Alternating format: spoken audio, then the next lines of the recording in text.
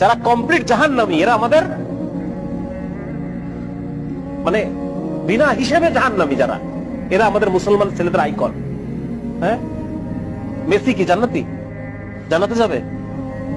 Messi যদি এখন এই অবস্থায় মারা যায়, তাহলে ও কিভাবে আমার আইকন হয়? আমি ওর নামের লেখা টি শার্ট পরে কিভাবে ঘুরি? তার প্রতি আমার ভালোবাসা কিভাবে জন্মায়?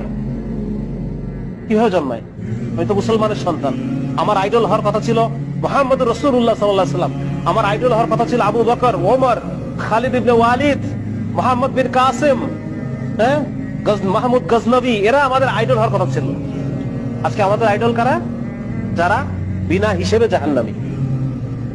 আমি কি মুসলমানের সন্তান না? আমি পড়ি নাই কালেমা লা ইলাহা ইল্লাল্লাহ মুহাম্মাদুর রাসূলুল্লাহ? তাহলে এই ধরনের যারা আল্লাহকে অস্বীকার করে, যারা শিরকে নিমজ্জিত, কুফরে নিমজ্জিত, সিনার মধ্যে নিমজ্জিত, এই মানুষগুলো কিভাবে আমার আইকন হয়? এজন্য